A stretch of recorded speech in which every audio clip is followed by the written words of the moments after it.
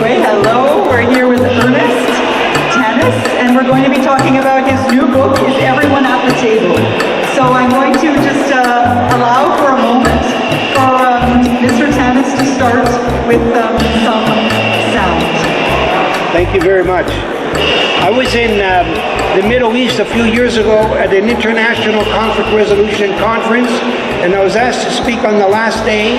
They didn't know I brought a dorbeki, it's an Arabic drum, and when I got on stage in front of these hundreds of people from 80 countries around the world and from the Middle East, I just put my drum down and I said, before I speak, let the drum speak.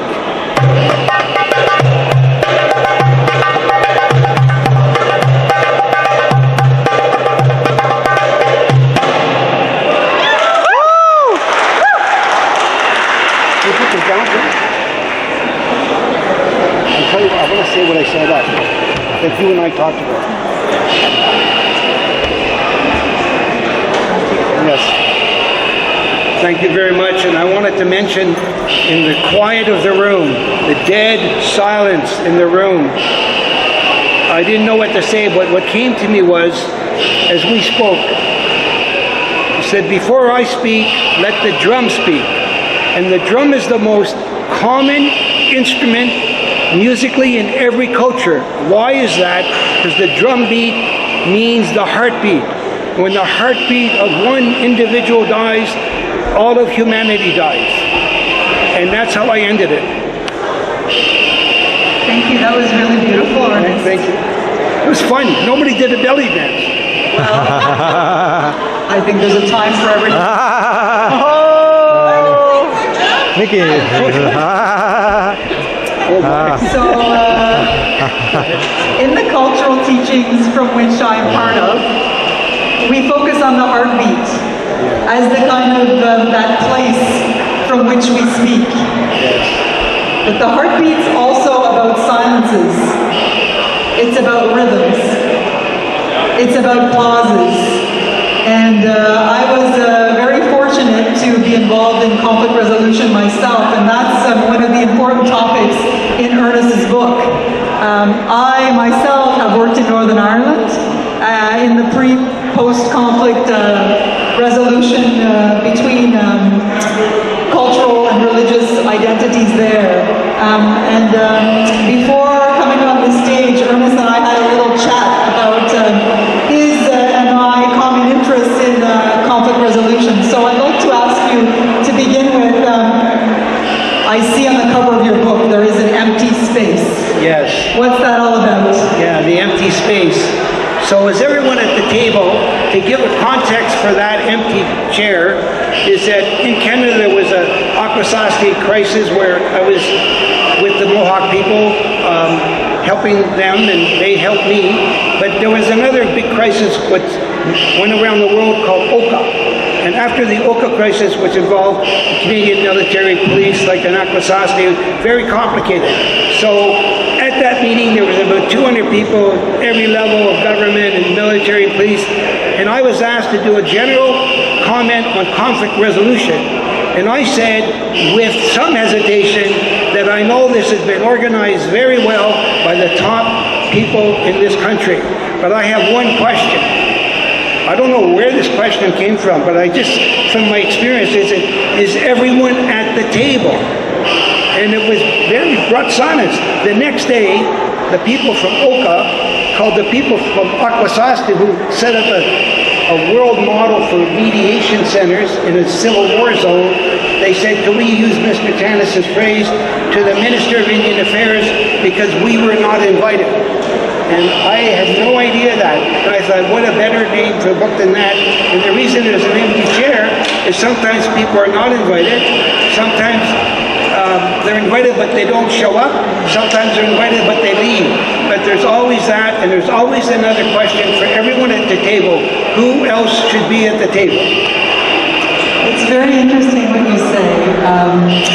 As someone who's been a strong advocate of First Nations voices, I say, Kwekwe, merci. In Wendat language, we say, Ashkanonia Ishes. It means, I come in peace. Is your heart good? And so I think This could also be, an important question in conflict mediation. Do you come in peace? Is your heart good? I think, obviously, many conflicts are lingering. With the Pope that just visited Iqaluit, I felt a sense of hope. My friend Peter Ernest was the one to play drum. He used the drum to greet the Pope.